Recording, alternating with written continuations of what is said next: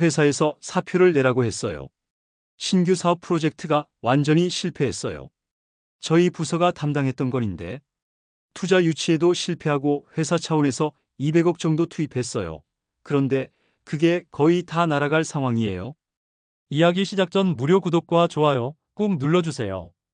정성철은 아침 일찍 일어나 마당에 나가 화분에 물을 주고 있었습니다.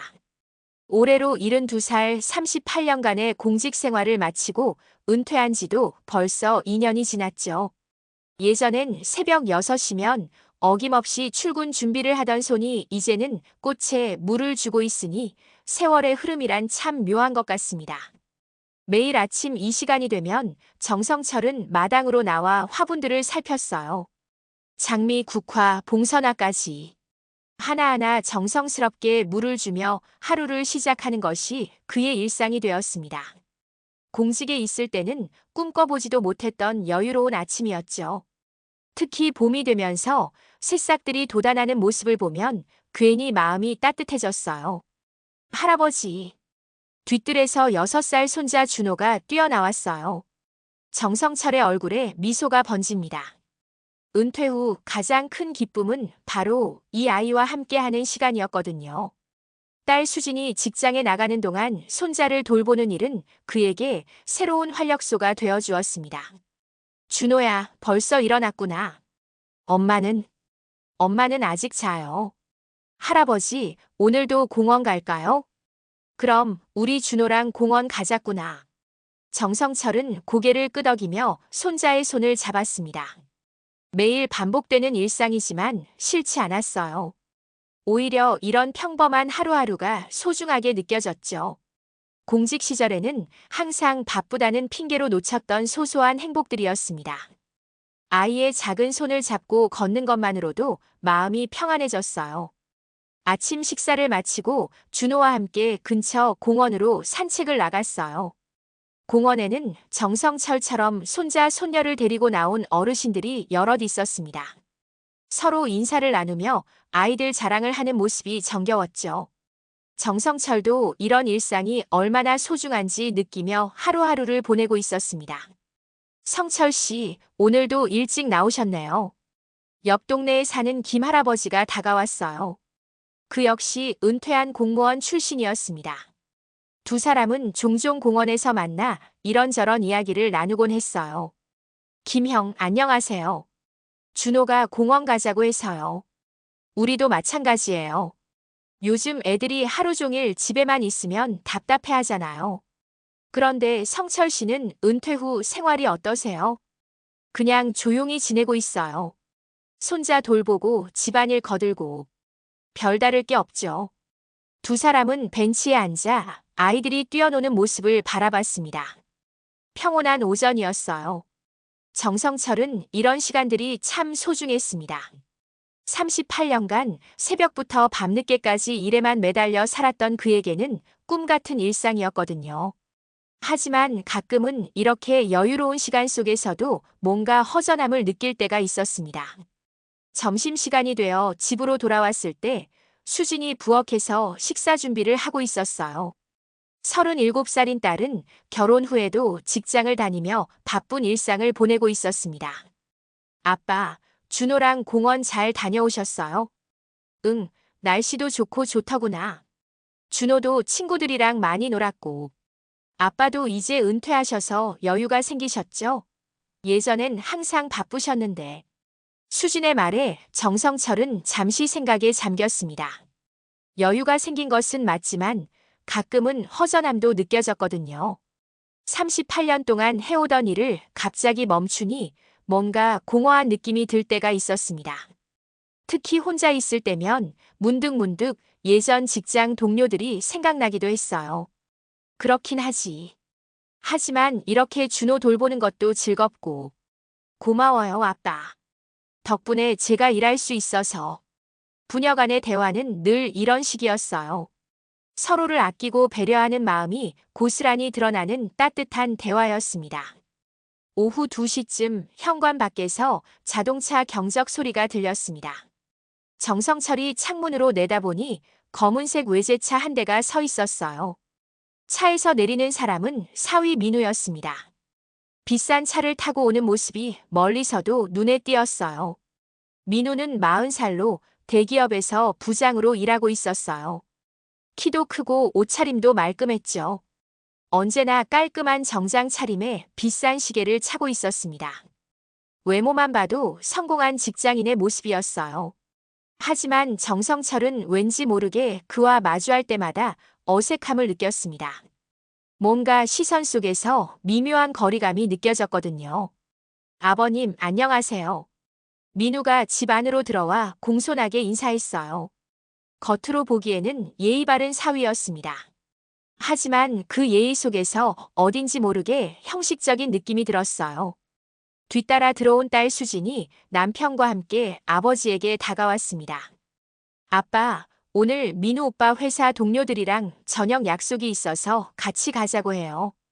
그래, 좋구나. 오랜만에 외식하는군. 준호는 어떻게 하고?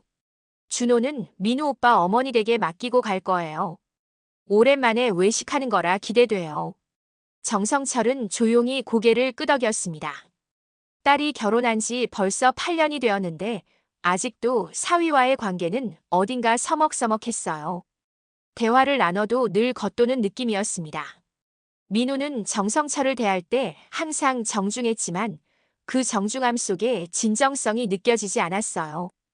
아버님도 같이 가시죠. 제 동료들이 한번 뵙고 싶다고 하더라고요.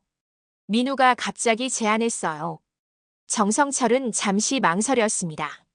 젊은 사람들 자리에 끼어들기가 부담스러웠거든요. 세대 차이도 있을 테고 화제도 다를 테니까요. 무엇보다 민우의 동료들 앞에서 어떻게 보일지 걱정이 되었습니다. 괜찮다. 너희들끼리 가거라. 나는 집에서 쉬고 있을게. 에이, 아빠. 같이 가요. 오랜만에 외식도 하고 민우 오빠 동료분들도 만나보시고. 수진이 아버지의 팔을 잡아당기며 애교를 부렸어요. 딸의 부탁을 거절하기 어려웠던 정성철은 결국 마지못해 따라 나서기로 했습니다. 그럼 옷 좀 갈아입고 나갈게. 정성철은 방으로 들어가 평소보다 조금 더 단정한 옷으로 갈아입었어요. 거울을 보니 72살의 나이가 고스란히 드러났습니다. 하지만 아직 건강했고 정신도 또렷했죠. 다만 젊은 사람들과 어울릴 자신은 없었습니다. 그래도 딸을 위해서라면 못할 것도 없었어요. 저녁 식당은 시내 중심가에 있는 고급 한정식집이었습니다. 정성철이 민우의 외제차를 타고 도착했을 때 식당 앞에는 비슷한 수준의 고급차들이 여러 대 주차되어 있었어요. 건물 외관부터가 범상치 않았습니다. 정성철은 속으로 생각했어요. 이런 곳에서 식사를 하는구나. 평소 동네 식당에서 소박하게 식사하던 그에게는 다른 세계 같았어요. 민우가 차에서 내리며 말했습니다. 아버님, 여기 음식이 정말 좋아요. 저희 회사에서 중요한 접대할 때 자주 오는 곳이거든요. 그 말 속에는 자랑의 뉘앙스가 담겨 있었어요. 정성철은 고개를 끄덕였지만 왠지 모르게 부담스러웠습니다.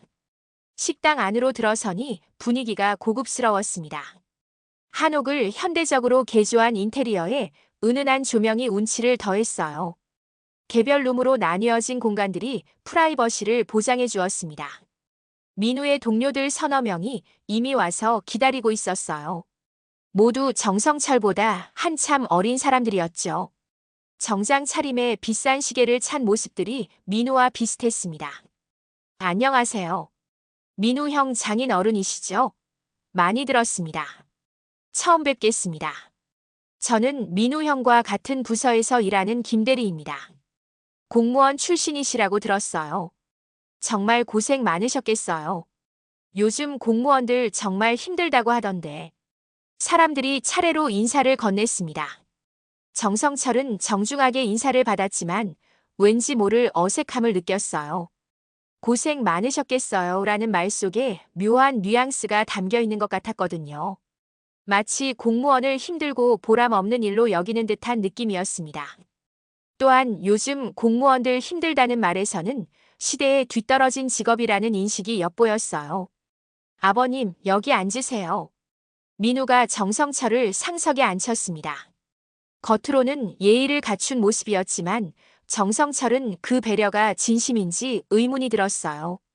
수지는 아버지 옆자리에 앉으며 환하게 웃었습니다. 우와, 여기 정말 멋지네요. 민우 오빠, 이런 곳에서 자주 식사하세요? 가끔 중요한 모임이 있을 때 오는 편이에요.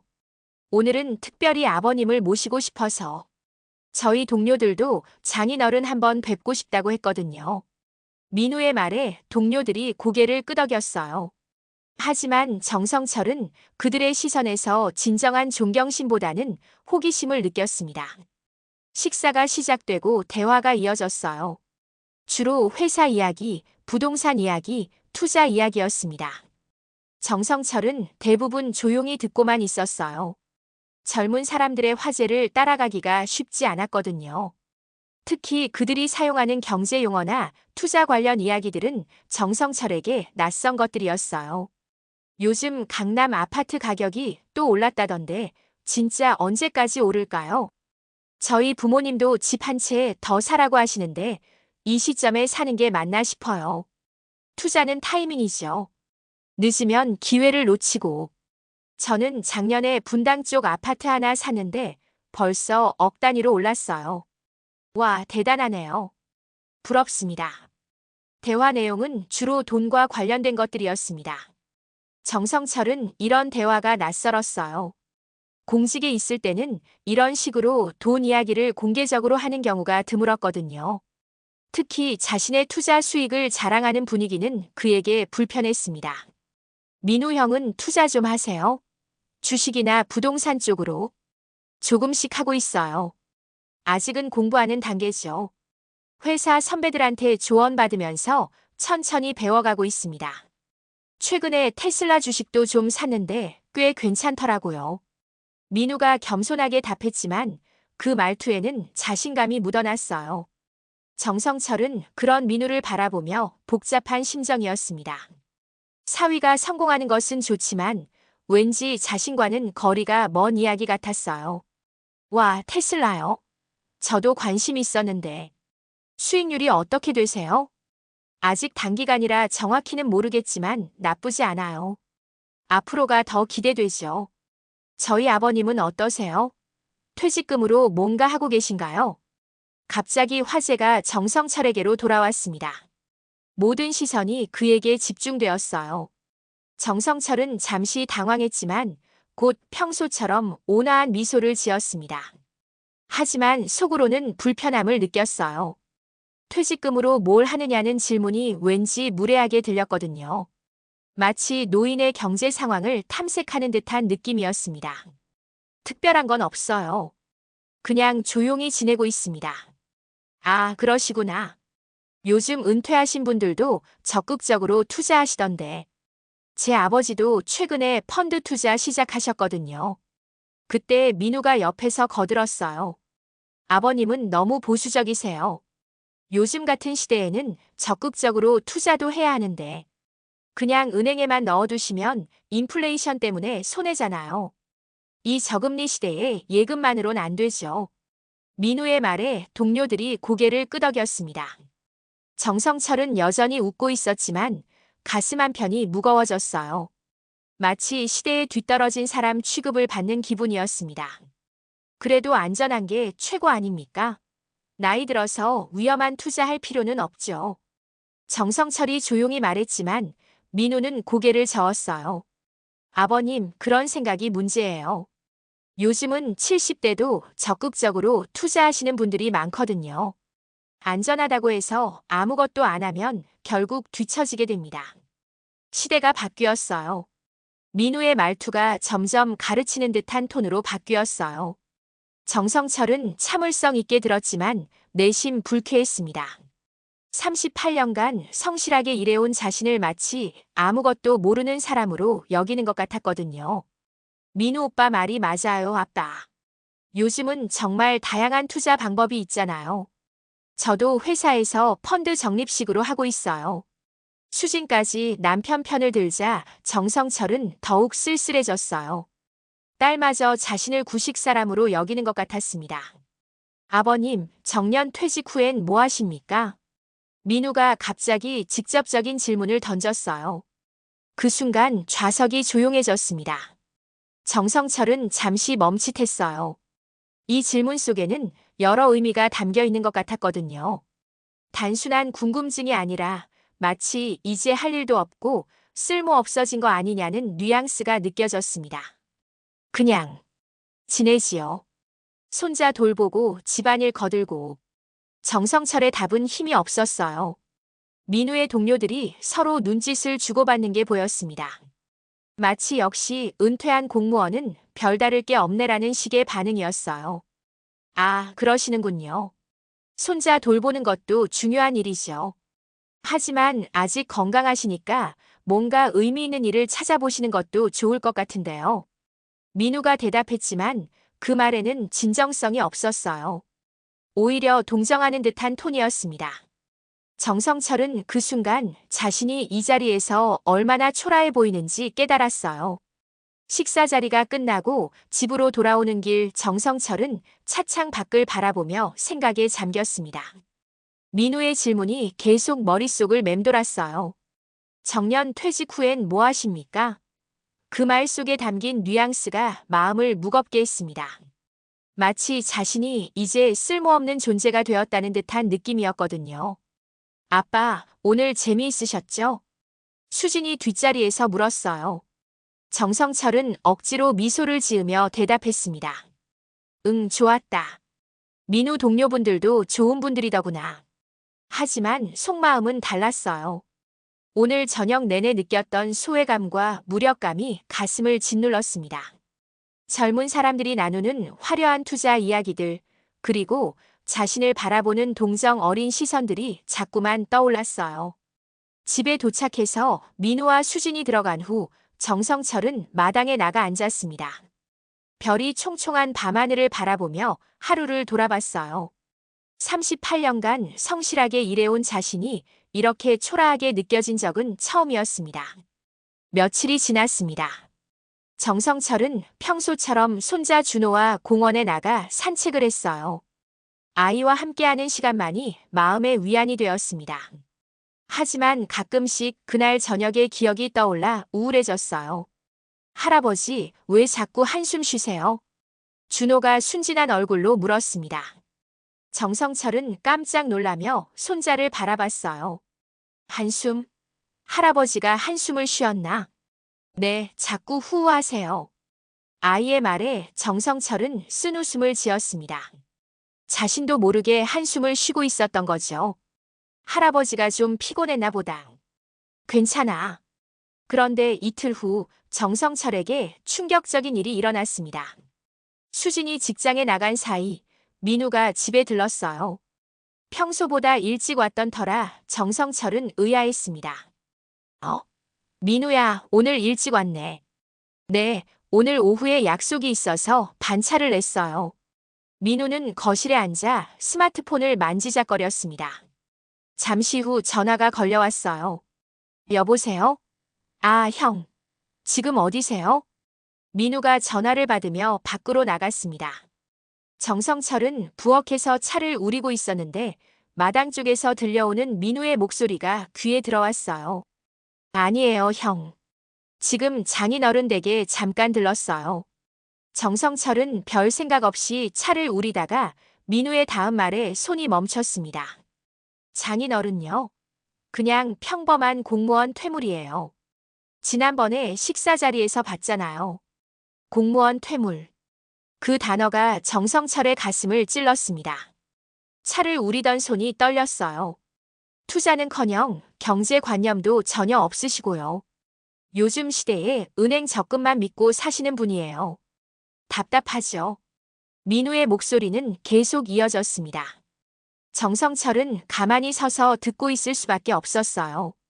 수진이가 중간에서 애매하게 웃기만 하니까 더 답답해요. 솔직히 장인어른한테 경제적으로 도움받을 생각은 애초에 안 했어요. 그냥 예의상 모시고 다니는 거죠. 정성철의 얼굴이 굳어졌습니다. 자신이 짐덩어리처럼 여겨지고 있다는 사실이 뼈아프게 다가왔어요. 뭐 어쩔 수 없죠. 사위된 입장에서 무시할 수도 없고 그냥 적당히 예의 지켜가면서 지내는 거예요. 그때 민우가 전화를 끊고 집 안으로 들어왔습니다. 정성철은 재빨리 차를 우리는 척했어요. 아버님, 차 우리세요? 응, 민우도 한잔 할래? 아니에요. 저는 곧 나가야 해서요. 민우는 평소처럼 정중한 말투였습니다.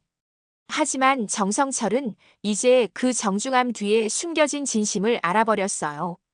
공무원 퇴물, 경제관념 없는 사람, 예의상 모시고 다니는 존재. 그런 시선으로 자신을 바라보고 있었던 거죠. 민우가 나간 후 정성철은 혼자 차를 마시며 깊은 생각에 잠겼습니다. 가슴이 답답하고 무거웠어요. 38년간 성실하게 일해온 자신이 이렇게 평가받고 있다니.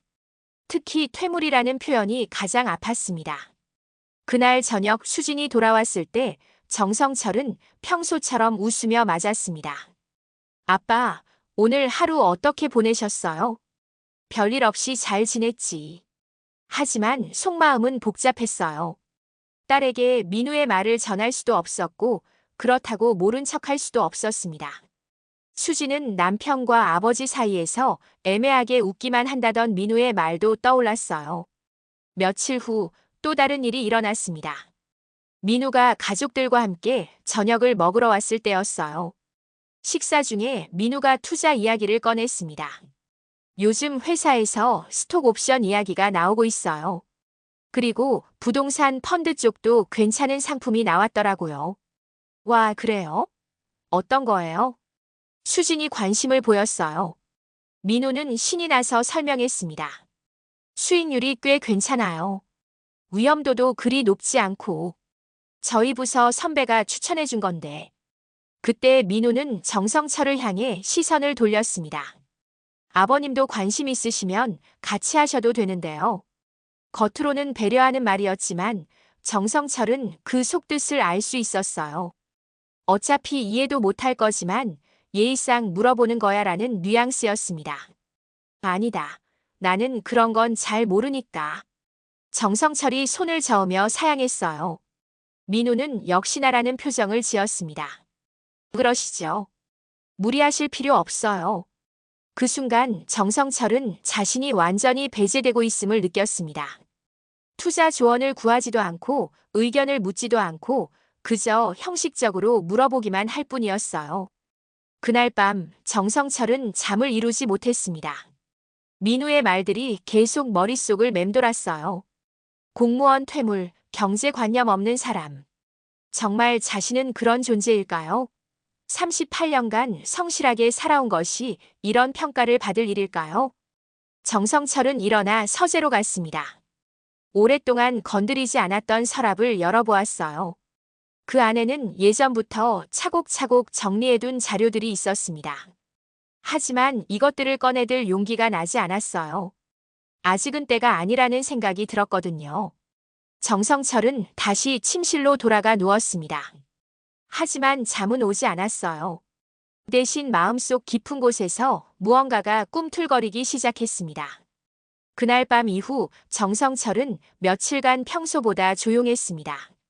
손자 준호와 공원에 나가서도 벤치에 앉아 생각에 잠기는 시간이 많아졌어요. 민우의 말이 자꾸만 떠올랐거든요. 공무원 퇴물, 경제관념 없는 사람, 예의상 모시고 다니는 존재. 그 단어들이 가슴에 박힌 가시처럼 아팠습니다. 할아버지, 또 한숨 쉬세요. 준호가 걱정스러운 얼굴로 말했어요. 정성철은 손자의 머리를 쓰다듬으며 억지로 미소를 지었습니다. 할아버지가 그랬나? 미안하다, 준호야. 하지만 마음속은 복잡했어요. 정말 자신은 시대에 뒤떨어진 무능한 존재일까요? 38년간 성실하게 일해온 것이 아무 가치도 없는 일이었을까요? 그러던 어느 날 오후 정성철은 마침내 결심했습니다. 오랫동안 열어보지 않았던 서재의 서랍을 다시 열어보기로 한 거였어요. 손자가 낮잠을 자는 틈에 조용히 서재로 들어갔습니다. 서랍을 열어보니 예전에 정리해둔 서류들이 가지런히 놓여 있었어요. 투자 관련 자료들, 주식 매매 기록들, 그리고 각종 증권회사에서 온 편지들까지. 정성철은 그 서류들을 하나씩 꺼내며 오래전 기억들을 떠올렸습니다. 사실 정성철은 20년 전부터 주식 투자를 해왔었어요. 처음에는 호기심으로 시작했지만 점차 체계적으로 공부하며 투자 철학을 세웠습니다.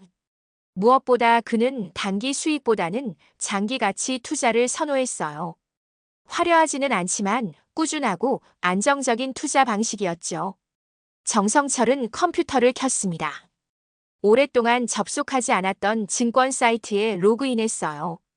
화면에 나타난 숫자들을 보며 정성철의 눈이 커졌습니다.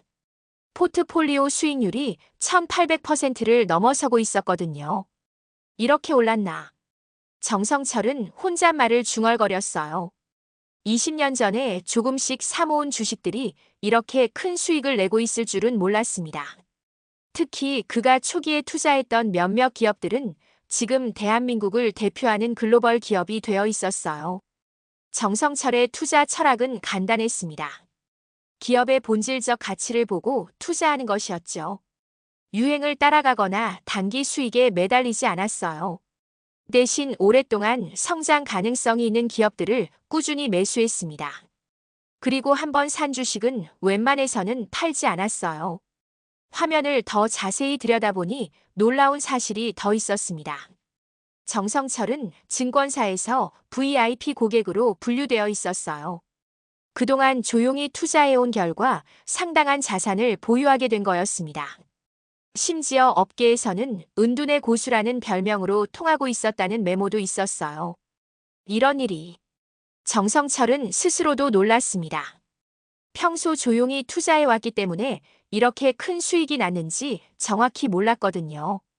증권사 직원들이 가끔 연락을 해왔지만 바쁜 공직 생활 때문에 제대로 확인해 볼 시간이 없었어요.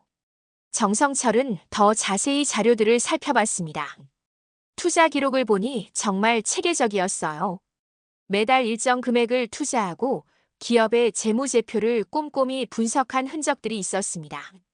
또한 시장 상황에 흔들리지 않고 꾸준히 투자한 기록들도 보였어요. 특히 눈에 띄는 것은 글로벌 기업들에 대한 투자였습니다. 20년 전만 해도 한국에서는 해외 투자가 쉽지 않았는데 정성철은 일찍부터 해외 시장에 관심을 가지고 투자했던 거였어요. 그 결과가 지금의 높은 수익률로 이어진 것이었습니다. 정성철은 자신의 투자 성과를 다시 한번 확인했습니다. 분명히 1800%가 맞았어요. 이는 정말 놀라운 수치였습니다. 민우가 자랑했던 투자 수익률과는 비교할 수 없을 정도였거든요. 그때 갑자기 현관문이 열리는 소리가 들렸습니다. 수진이 일찍 퇴근한 모양이었어요. 정성철은 재빨리 컴퓨터를 끄고 서류들을 정리했습니다. 아직 이 사실을 공개할 생각은 없었거든요.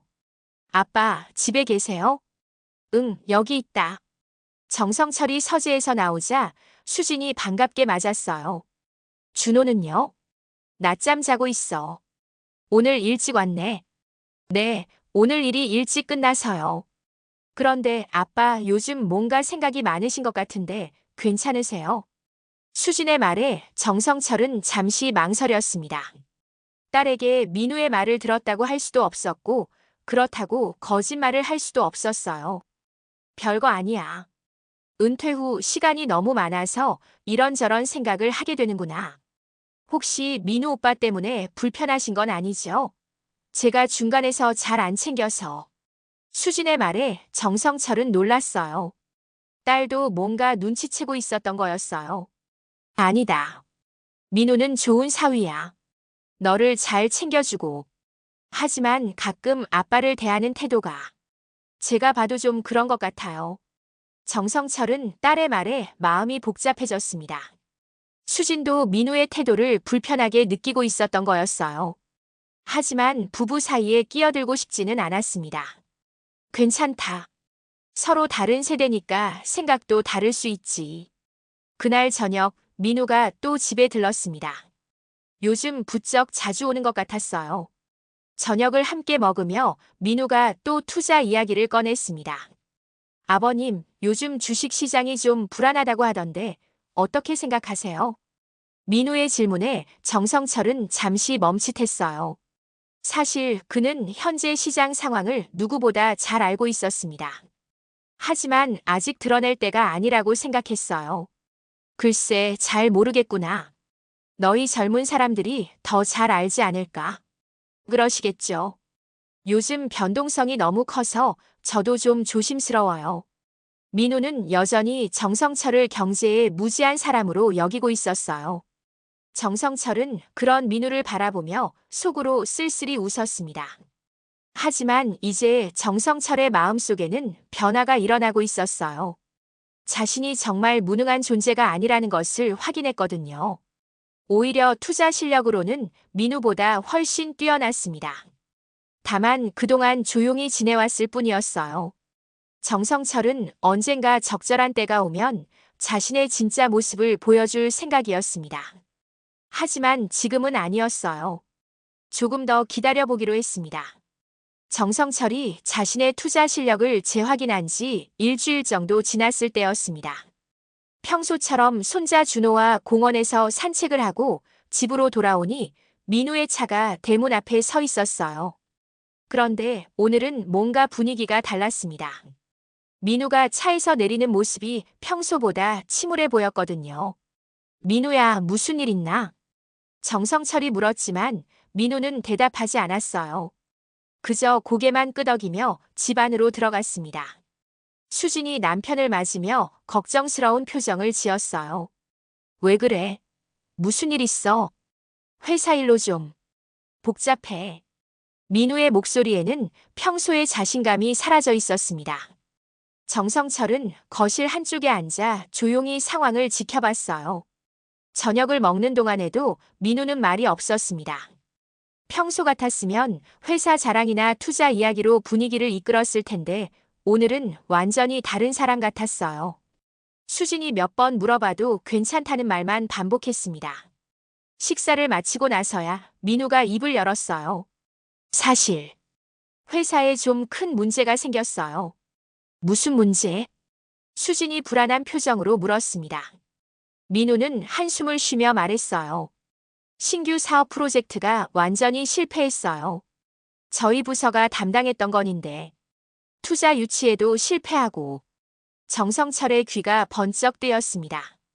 투자 유치 실패라는 말이 예사롭지 않게 들렸거든요. 얼마나 큰 문제인데. 회사 전체가 흔들릴 정도예요. 이번 프로젝트에 회사 자금이 너무 많이 들어갔거든요. 지금 임원진들이 비상회의 중이에요. 민우의 얼굴이 창백해졌습니다. 정성철은 사위의 모습을 보며 심각성을 느꼈어요. 평소 자신만만하던 민우가 이렇게 위축된 모습을 보인 적이 없었거든요. 그럼 민우 오빠 자리는 괜찮아? 수진이 걱정스럽게 물었어요. 민우는 고개를 저었습니다. 모르겠어요. 프로젝트 책임자가 저였으니까. 최악의 경우 책임질 수도 있어요. 그 말에 수진의 얼굴이 하얗게 변했습니다. 정성철도 마음이 무거워졌어요.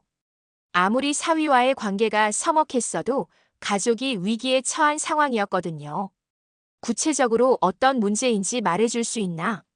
정성철이 조심스럽게 물었어요. 민우는 잠시 망설이다가 말했습니다. 신재생 에너지 관련 사업이었어요. 태양광 발전 쪽인데 기술적인 문제도 있었고 정부 정책 변화도 있었고 무엇보다 투자자들이 갑자기 발을 빼버렸어요.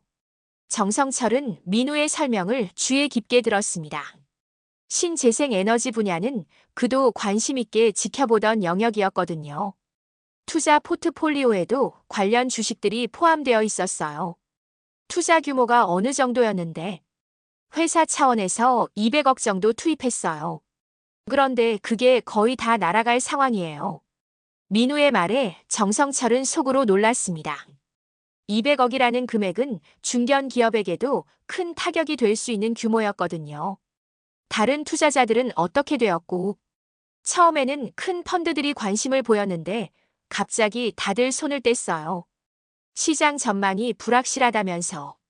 정성철은 더 자세한 정보를 듣고 싶었지만 민우가 워낙 침울해해서 더 이상 묻지 않았어요. 대신 속으로 이 상황을 분석해봤습니다. 그날 밤 민우와 수진이 돌아간 후 정성철은 다시 서재로 갔습니다. 컴퓨터를 켜고 민우가 말한 신재생 에너지 시장 상황을 검색해봤어요. 역시나 시장이 혼란스러운 상태였습니다. 하지만 정성철의 눈에는 다른 것이 보였어요. 이건 단기적인 조정 구간이야. 정성철은 혼잣말을 중얼거렸습니다. 신재생 에너지는 장기적으로 성장할 수밖에 없는 분야였거든요. 지금의 혼란은 일시적인 것이고 오히려 투자 기회가 될 수 있었어요. 정성철은 자신의 포트폴리오를 다시 확인해 봤습니다. 신재생 에너지 관련 주식들이 몇 개 있었는데 최근 주가가 많이 떨어진 상태였어요. 하지만 그는 이런 상황에 익숙했습니다. 20년간 투자하면서 이런 일시적 하락은 여러 번 경험했거든요. 더 놀라운 것은 민우 회사의 주식도 정성철의 포트폴리오에 포함되어 있다는 사실이었어요. 몇 년 전에 매수한 건데 당시에는 성장 가능성을 보고 산 것이었습니다. 지금 보니 민우가 다니는 회사였던 거였어요. 이런 우연이. 정성철은 쓴웃음을 지었습니다. 민우가 자신을 경제관념 없는 사람이라고 했는데 정작 자신이 민우 회사의 주주였던 거였어요. 정성철은 민우 회사에 대한 자료를 더 자세히 찾아봤습니다. 재무제표, 사업계획, 최근 뉴스까지 꼼꼼히 살펴봤어요. 확실히 이번 프로젝트 실패로 단기적인 타격은 있겠지만 회사의 기본 체질은 나쁘지 않았습니다. 오히려 지금이 기회일 수도 있어. 정성철은 시장 흐름과 회사 상황을 종합적으로 분석해봤습니다. 신재생 에너지 시장의 일시적 침체, 그로 인한 주가 하락, 하지만 장기적 성장 전망은 여전히 밝음. 이런 상황에서는 오히려 저가 매수 기회가 될 수 있었어요. 며칠 후 상황은 더욱 심각해졌습니다. 민우가 다시 집에 왔는데 이번에는 아예 절망적인 표정이었어요. 어떻게 됐어? 수진이 불안하게 물었습니다. 민우는 한참 동안 말을 못하다가 겨우 입을 열었어요. 내일 사돈들 앞에서 발표해야 해요. 프로젝트 실패 상황과 앞으로 계획을. 사돈들? 네, 이번 프로젝트에 투자했던 분들이에요. 회사 임원들 가족이나 지인들도 포함되어 있거든요. 정성철은 그제야 상황의 심각성을 깨달았습니다. 단순히 회사 내부 문제가 아니라 개인적인 인맥까지 걸린 문제였던 거였어요. 자금 유치는 완전히 실패한 건가? 정성철이 물었어요. 민우는 고개를 끄덕였습니다. 네, 더 이상 투자하겠다는 곳이 없어요. 다들 위험하다고 판단하는 것 같아요. 그때 정성철이 조용히 말했습니다. 혹시 회사 IR 자료 있나? 민우는 깜짝 놀란 표정을 지었어요. IR 자료라는 말이 정성철의 입에서 나올 줄은 몰랐거든요. IR 자료요? 왜 그걸? 한번 보고 싶어서. 어떤 사업인지 궁금하기도 하고. 민우는 의아한 표정을 지었지만 가방에서 서류를 꺼냈어요. 그거 보신다고 뭐가? 워낙 복잡한 내용이라서. 민우의 말에는 여전히 정성철을 무시하는 뉘앙스가 담겨 있었어요. 하지만 정성철은 조용히 자료를 받아들었습니다. 정성철은 민우가 준 자료를 받아들고 조용히 페이지를 넘겨봤습니다. 민우와 수지는 그런 아버지를 바라보며 의아한 표정을 지었어요. 평소 경제 이야기에는 관심도 보이지 않던 분이 갑자기 회사 자료를 보겠다고 하니 이상했거든요. 아버님, 그런 어려운 자료 보실 필요 없으세요. 저희가 알아서 해결할게요. 민우가 살짝 핀잔하는 투로 말했지만 정성철은 계속 자료를 살펴봤습니다. 신재생 에너지 프로젝트에 대한 상세한 계획서, 시장 분석 자료, 재무 전망까지 꼼꼼히 읽어내려갔어요. 몇 분 후 정성철이 고개를 들었습니다. 이 프로젝트 아이디어는 나쁘지 않네. 네. 아버님이 보시기에도 그래요? 수진이 놀란 표정으로 물었어요. 민우도 의외라는 듯한 얼굴을 했습니다. 기술적인 부분은 잘 모르겠지만 시장 전망은 밝은 것 같은데. 다만 정성철이 말을 멈추자 민우가 귀를 기울였어요. 다만 뭐가 문제라고 보세요? 타이밍이 좀 안 좋았네. 지금 신재생 에너지 시장이 조정 구간에 있어서 투자자들이 관망하는 상황이야. 정성철의 말에 민우는 깜짝 놀랐습니다. 전문가들도 하는 말을 아버지가 하고 있었거든요. 그런데 아버님이 어떻게 그런 걸 아세요? 뉴스 보다 보니까 조금씩 알게 되지. 요즘 경제 뉴스도 많이 나오고. 정성철은 대충 얼버무렸어요. 아직 자신의 진짜 모습을 드러낼 때가 아니라고 생각했거든요. 그날 밤 민우와 수진이 돌아간 후 정성철은 다시 서재로 향했습니다. 받아온 IR 자료를 더 자세히 분석해봤어요. 컴퓨터를 켜고 관련 시장 데이터들도 찾아봤습니다. 역시 내 생각이 맞아. 정성철은 확신을 가지게 되었어요. 이 프로젝트는 단기적으로는 어려움이 있겠지만 장기적으로는 성공 가능성이 높았습니다. 무엇보다 민우 회사의 기술력과 사업 계획이 탄탄했어요. 정성철은 자신의 포트폴리오를 다시 확인해 봤습니다. 민우 회사 주식이 최근 많이 떨어져 있었어요. 프로젝트 실패 소식이 알려지면서 주가가 급락한 상태였습니다. 하지만 정성철의 눈에는 이것이 기회로 보였어요. 다음 날 아침 정성철은 일찍 일어나 증권사에 전화를 걸었습니다. 안녕하세요, 정성철 고객님. 오랜만에 연락 주셨네요. 네, 좀 매수하고 싶은 종목이 있어서요. 어떤 종목을 원하시는지요? 정성철은 민우 회사 이름을 말했습니다. 증권사 직원이 잠시 당황하는 기색을 보였어요. 그 종목 말이죠. 최근에 좀 안 좋은 소식이 있었는데 괜찮으실까요? 알고 있어요. 그래서 지금이 기회라고 보는 거죠. 역시 정성철 고객님답네요. 얼마나 매수하실 건가요? 정성철은 잠시 생각해 봤습니다. 너무 많이 사면 나중에 설명하기 어려울 것 같았어요. 적당한 선에서 매수하기로 했습니다. 1억 정도 추가 매수해 주세요. 네, 알겠습니다.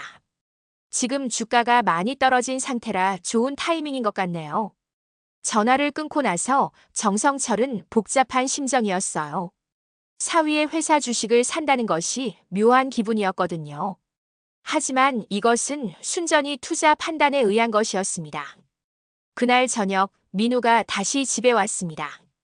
얼굴이 더욱 어두워져 있었어요. 오늘 발표는 어떻게 됐어? 수진이 걱정스럽게 물었습니다. 민우는 한숨을 쉬며 답했어요. 최악이었어요. 사돈들 앞에서 완전히 망신당했죠. 그렇게 심했어. 투자 손실에 대한 책임 추궁이 너무 심했어요. 특히 김 상무님이 정말 화가 많이 나신 것 같았어요. 민우의 목소리가 떨렸습니다. 정성철은 사위의 모습을 보며 마음이 아팠어요. 아무리 평소 관계가 서먹했어도 이렇게 힘들어하는 모습을 보니 측은했습니다. 그래서 앞으로 어떻게 될 예정이야? 정성철이 물었어요. 민우는 고개를 저었습니다. 모르겠어요. 일단 프로젝트는 중단하고 추가 투자자를 찾아야 하는데 지금 상황으로는 쉽지 않을 것 같아요. 그때 정성철이 조용히 말했습니다. 투자는 겉으로 드러나는 것보다 흐름과 시간을 믿어야 하는 것 아닐까? 민우와 수진이 정성철을 바라봤어요. 갑작스러운 말이었거든요. 무슨 말씀이세요, 아버님? 시장이라는 게 단기적으로는 감정에 좌우되지만 장기적으로는 본질적 가치로 수렴하게 마련이야. 지금은 시장 분위기가 안 좋지만 사업 자체가 나쁜 건 아니잖아. 정성철의 말에 민우는 놀란 표정을 지었어요. 이런 통찰력 있는 말을 할 줄은 몰랐거든요. 하지만 현실적으로 투자자를 찾기가. 투자자들은 항상 있어. 다만 제대로 된 눈을 가진 투자자를 찾는 게 중요하지. 정성철이 말을 이어갔어요. 시장 흐름을 제대로 아는 사람이라면 지금 같은 상황에서 오히려 기회를 볼 수 있을 거야. 미래 가능성을 믿고 투자하는 사람 말이야. 민우는 정성철의 말을 들으며 뭔가 다른 느낌을 받았어요. 평소 경제에 무관심하다고 생각했던 장인이 이렇게 깊이 있는 이야기를 하다니. 아버님, 혹시 투자 경험이 있으세요? 민우가 조심스럽게 물었어요. 정성철은 잠시 망설이다가 대답했습니다. 조금 공부해 본 적이 있지. 어떤 공부를 하셨는데요? 그냥 책도 읽어보고 시장 상황도 지켜보고 오랫동안 관심이 있었거든. 정성철은 여전히 자신의 실력을 감추고 있었어요. 하지만 조금씩 힌트를 주기 시작했습니다. 그런데 정말 중요한 건 숫자와 데이터를 믿는 거야. 감정이나 소문에 휩쓸리면 안 되지. 민우는 점점 더 놀라고 있었어요. 장인의 말 한마디 한마디가 전문가 수준이었거든요. 아버님, 혹시 우리 회사 상황을 어떻게 보세요? 솔직한 의견 좀 듣고 싶어요. 정성철은 잠시 생각해 봤습니다. 이제 조금씩 자신의 견해를 드러낼 때가 온 것 같았어요. 객관적으로 봤을 때 회사 기본 체질은 나쁘지 않아. 기술력도 있고 사업 계획도 탄탄해. 다만 시장 타이밍이 안 좋았을 뿐이지. 정말요? 단기적으로는 어려움이 있겠지만 장기적으로는 충분히 회복 가능할 거야. 신재생 에너지는 앞으로 더욱 중요해질 분야니까. 민우의 눈에 희망의 빛이 돌기 시작했어요. 절망적이었던 상황에서 새로운 관점을 얻게 된 거였습니다. 정성철의 조언에 희망을 품게 된 민우였지만 현실은 여전히 냉혹했습니다. 며칠이 지나도 추가 투자자를 찾지 못했고 회사 분위기는 더욱 악화되었어요. 특히 프로젝트에 개인 자금을 투자했던 임원들의 압박이 심해졌습니다. 매일 출근할 때마다 민우는 무거운 발걸음을 옮겨야 했어요. 그러던 어느 날 오후 민우가 예상보다 훨씬 일찍 집에 왔습니다. 얼굴이 창백했고 손이 떨리고 있었어요. 정성철은 뭔가 큰일이 일어났다는 것을 직감했습니다. 평소 늦게 들어오던 민우가 이렇게 일찍 온 것도 처음이었거든요. 민우야, 무슨 일이야? 정성철이 걱정스럽게 물었어요. 민우는 소파에 털썩 주저앉으며 한참 동안 말을 하지 못했습니다. 마치 모든 힘이 빠진 사람 같았어요. 아버님, 민우는 말을 제대로 잇지 못했어요. 목소리가 떨리고 있었습니다. 한참 후에야 겨우 입을 열었어요. 회사에서 사표를 내라고 했어요. 정성철과 마침 들어온 수진이 동시에 놀랐습니다. 예상했던 일이긴 했지만 막상 현실이 되니 충격이었어요. 수진은 급히 남편 옆으로 달려갔습니다. 갑자기 왜? 뭔 일이야? 수진이 떨리는 목소리로 물었어요. 민우는 고개를 떨구며 힘없이 답했습니다. 프로젝트 실패에 대한 책임을 져야 한다고. 특히 김 상무님이 강하게 주장하셨어요. 더 이상 회사에 있을 수 없다면서. 그럼 지금 어떻게 된 거야? 정성철이 조심스럽게 물었어요. 민우의 상태가 너무 안 좋아 보였거든요. 일단 사직서는 안 냈어요. 하지만 계속 버틸 수도 없고. 정말 막막해요. 어떻게 해야 할지 모르겠어요. 민우의 목소리가 떨렸습니다. 평소 자신만만하던 모습은 온데간데 없고 완전히 무너진 사람 같았어요. 그동안 자신이 쌓아온 모든 것이 한순간에 무너지는 느낌이었습니다. 수진이 남편 옆에 앉아 손을 잡았습니다. 일단 침착하자. 방법이 있을 거야. 우리가 함께 해결해보자. 하지만 민우는 고개를 저었어요. 무슨 방법이 있겠어요? 이미 업계에 소문이 다 퍼졌을 텐데. 다른 회사에서도 저를 받아주지 않을 거예요. 프로젝트 실패한 책임자라고. 민우의 절망적인 말에 가족 모두가 침묵했습니다. 정성철은 사위의 모습을 보며 복잡한 심정이었어요. 평소 자신을 무시했던 민우였지만 이렇게 힘들어하는 모습을 보니 마음이 아팠습니다. 그 순간 정성철이 조용히 일어났습니다. 민우야, 잠깐 나와보자. 네. 민우가 고개를 들며 의아한 표정을 지었어요. 마당에서 이야기 좀 하자. 중요한 얘기가 있어. 정성철과 민우가 마당으로 나가자 저녁 햇살이 두 사람을 비췄어요. 정성철은 화분 옆 의자에 앉으며 민우에게도 앉으라고 했습니다. 평소보다 진지한 분위기였어요. 민우야, 나한테 솔직하게 말해봐. 정말로 이 프로젝트가 실패작이라고 생각하나? 정성철의 질문에 민우는 잠시 망설이다가 답했어요. 아니요. 사실 기술적으로는 문제 없어요. 시장 전망도 나쁘지 않고. 다만 자금 조달이 안 되면서 모든 게 꼬인 거죠. 그럼 돈 문제만 해결되면 되는 거네. 네, 하지만 지금 상황에서는 투자받기가. 누가 이런 상황에서 투자하겠어요? 정성철이 민우의 말을 끊었어요. 정말 만약에 투자자가 나타난다면 어떻게 하겠나? 그런 일이 일어날까요? 지금 상황에서는 기적이 아니고서는. 내가 만약이라고 했잖아. 정성철의 진지한 표정에 민우가 입을 다물었어요. 뭔가 평소와 다른 기운이 느껴졌거든요.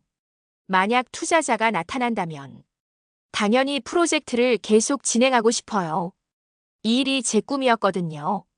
단순히 돈벌이가 아니라. 정성철은 고개를 끄덕였습니다.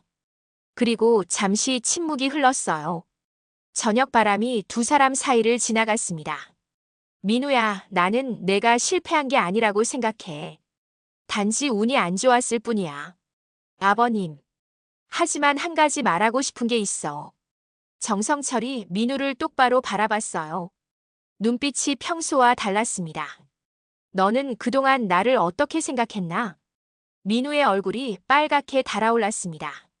정성철이 자신의 말을 들었다는 것을 순간적으로 깨달았거든요. 가슴이 쿵쾅거렸어요. 아버님, 그건 공무원 퇴물, 경제관념 없는 사람, 예의상 모시고 다니는 존재. 내가 맞게 들었나? 민우는 아무 말도 할 수 없었어요.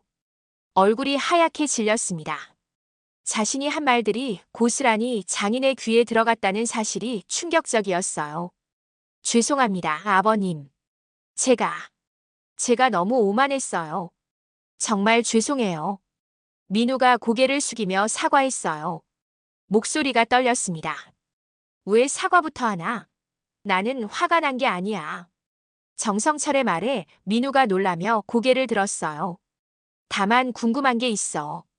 너는 사람을 겉모습으로만 판단하는 게 옳다고 생각하나? 아니요. 그런 건 잘못된 거죠. 그럼 나에 대해서도 다시 생각해 볼 필요가 있지 않을까?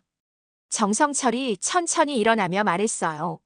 민우야, 내일 오후 2시에 너희 회사로 갈 테니까 김 상무님하고 약속 잡아놔. 네? 왜요? 민우가 깜짝 놀라며 물었어요. 투자 제안을 하러 가려고.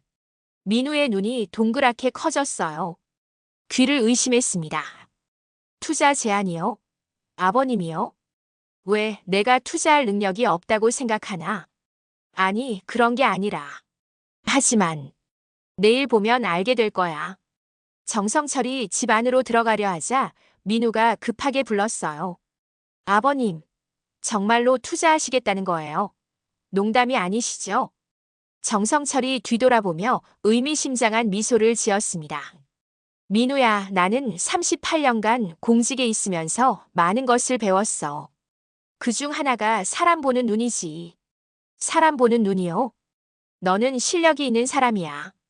다만 자만심이 좀 있을 뿐이지. 그리고 가장 중요한 건 정성철이 잠시 멈췄다가 따뜻한 목소리로 말을 이어갔어요. 너는 내 딸을 진심으로 사랑하잖아. 그것만으로도 충분히 투자할 가치가 있어. 민우의 눈에 눈물이 맺혔습니다. 그동안 자신이 얼마나 좁은 시각으로 장인을 봤는지 깨달았거든요. 부끄러움과 고마움이 동시에 밀려왔어요. 아버님, 저는 정말 어떻게 감사드려야 할지. 내일 얘기하자. 오늘은 수진이랑 시간 보내고 딸이 많이 걱정하고 있어. 정성철이 집 안으로 들어가자 민우는 한참 동안 마당에 서 있었어요. 마음속에 여러 감정이 교차했습니다. 죄송함, 고마움, 그리고 새로운 희망이 동시에 피어올랐어요. 그날 밤 정성철은 서재에서 내일 회의 준비를 했습니다. 민우 회사의 자료를 다시 한번 꼼꼼히 검토하고 투자 제안서를 작성했어요.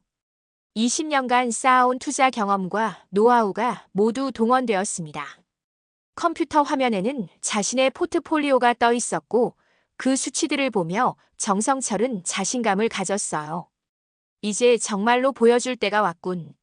정성철은 오랫동안 숨겨왔던 자신의 진짜 모습을 드러낼 준비를 했습니다. 민우뿐만 아니라 회사 사람들 모두에게 공무원 퇴물이 아닌 진짜 투자 전문가로서 말이에요. 다음 날 아침 민우가 일찍 와서 정성철을 기다렸습니다. 어젯밤 거의 잠을 이루지 못한 얼굴이었어요. 눈 밑에 다크서클이 짙게 패여 있었습니다. 아버님, 정말로 괜찮으실까요? 혹시 무리하시는 건 아닌지. 걱정하지 마. 오늘 내가 진짜 장인을 보게 될 거야. 정성철의 자신감 넘치는 모습에 민우는 놀랐어요. 어제까지와는 완전히 다른 사람 같았거든요. 평소에 온화한 미소 대신 날카로운 눈빛이 느껴졌습니다. 오후 2시, 둘은 민우의 회사에 도착했습니다. 정성철은 평소보다 단정하게 정장을 차려입고 왔어요. 서류 가방도 들고 있었습니다. 회사 로비에서부터 직원들의 시선이 집중되었어요. 민우의 장인이 왔다는 소문이 이미 퍼진 상태였습니다. 김 상무님이 회의실에서 기다리고 계세요. 민우가 긴장된 목소리로 말했어요. 엘리베이터를 타고 올라가는 동안 침묵이 흘렀습니다. 정성철은 차분해 보였지만 민우는 손에 땀이 났어요. 회의실 문을 열자 김 상무를 비롯해 몇 명의 임원들이 앉아 있었습니다. 모두 시큰둥한 표정이었어요. 특히 김 상무는 노골적으로 불쾌한 기색을 드러냈습니다. 어서 오세요. 민우 시장인 어른이시죠? 김 상무가 형식적으로 인사했어요.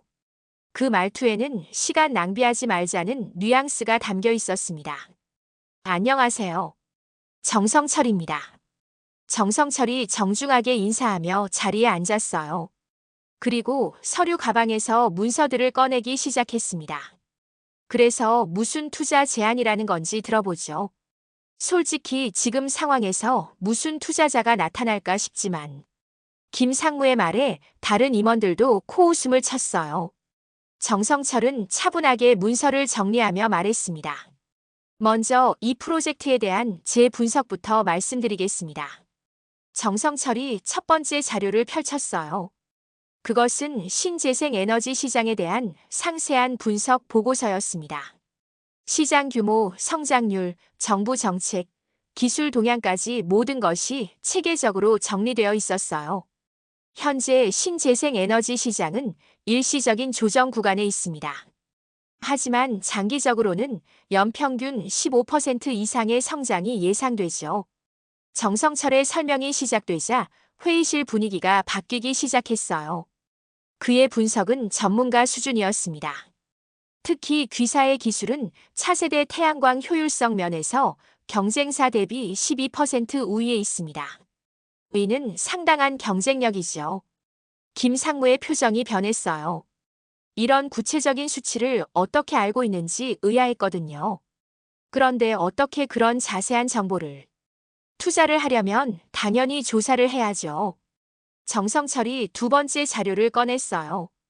그것은 민우 회사의 재무 분석표였습니다. 귀사의 재무 구조를 분석해봤는데 부채 비율이 적정 수준이고 현금 흐름도 안정적입니다. 단지 이번 프로젝트로 인한 일시적 자금 부족일 뿐이에요. 임원들이 서로 눈을 마주쳤어요. 정성철의 분석 수준이 예상을 뛰어넘었거든요. 그래서 결론이 뭡니까? 김 상무가 조금 누그러진 목소리로 물었어요. 제가 50억을 투자하겠습니다. 회의실이 순간 조용해졌어요. 민우를 포함해 모든 사람이 놀란 표정을 지었습니다. 50억이요?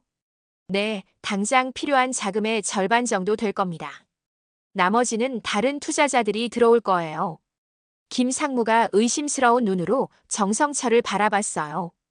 죄송하지만 정말로 그 정도 자금력이 있으시다는 걸 어떻게 확인할 수 있죠? 정성철이 미소를 지으며 세 번째 서류를 꺼냈어요.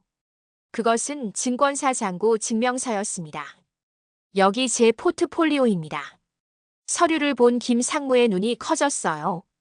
다른 임원들도 마찬가지였습니다. 정성철의 투자 자산 규모가 상상을 뛰어넘었거든요. 이게 정말입니까? 증권사에서 발급받은 공식 문서입니다. 확인해 보셔도 됩니다. 정성철의 포트폴리오 수익률은 1800%를 넘어서고 있었어요. 그리고 놀랍게도 민우 회사 주식도 상당량 보유하고 있었습니다. 잠깐 우리 회사 주식도 가지고 계시네요. 네, 몇 년 전부터 보유하고 있었습니다. 성장 가능성을 보고 투자한 거죠. 민우는 충격의 말을 잇지 못했어요. 자신이 경제관념 없다고 했던 장인이 실제로는 자신의 회사 주주였던 거였어요. 김 상무가 정성철을 다시 보는 눈빛이 완전히 달라졌습니다. 정말 놀랍습니다. 이런 투자 실력을 가지고 계셨다니. 투자는 숫자와 데이터로 하는 거지 감정으로 하는 게 아닙니다. 지금 시장이 불안하다고 해서 좋은 기업의 가치가 떨어지는 건 아니거든요. 정성철의 말에 모든 사람이 고개를 끄덕였어요. 그럼 구체적인 투자 조건을 논의해 볼까요? 회의는 2시간 넘게 이어졌습니다. 정성철은 모든 질문에 명확하게 답했고 투자 조건도 합리적으로 제시했어요. 회의가 끝날 무렵 김 상무가 일어나 정성철에게 깊이 인사했습니다. 정말 감사합니다. 이런 분을 만날 줄 몰랐습니다. 회사를 나오는 길 민우가 정성철에게 말했어요. 아버님, 저는 정말 어떻게 사과해야 할지. 정성철이 민우의 어깨에 손을 올리며 말했습니다. 민우야, 사과는 됐고 앞으로 잘하면 돼. 하지만 제가 아버님을 그렇게 무시했는데 그래도 내가 내 딸을 사랑하니 나는 좋다. 정성철의 따뜻한 말에 민우의 눈에 눈물이 맺혔어요. 며칠 후 민우는 집에 와서 무릎을 꿇었습니다. 죄송합니다, 아버님. 제가 너무 무례했습니다. 정성철은 사위를 일으키며 무겁게 웃었어요. 일어나라. 가족인데 무슨 무릎을 꿇나. 그날 저녁 정성철은 손자 준호와 공원을 산책했습니다. 뒤늦게 아버지를 다시 존경하기 시작한 수진이 따라왔어요. 아빠, 그렇게 대단한 분인 줄 몰랐어요. 수진이 아버지 팔을 끼며 말했어요. 정성철은 손자의 손을 잡고 걸으며 웃었습니다. 수진아, 가장 중요한 투자는 사람을 믿는 일이야. 돈보다 중요한 게 바로 그거지. 저녁 노을이 세 세대를 따뜻하게 비추었습니다. 정성철은 이제야 진짜 가족이 된 것 같은 기분이었어요. 당신이라면 어떻게 했을까요? 댓글로 이야기 나눠주시고 구독과 좋아요는 큰 힘이 됩니다.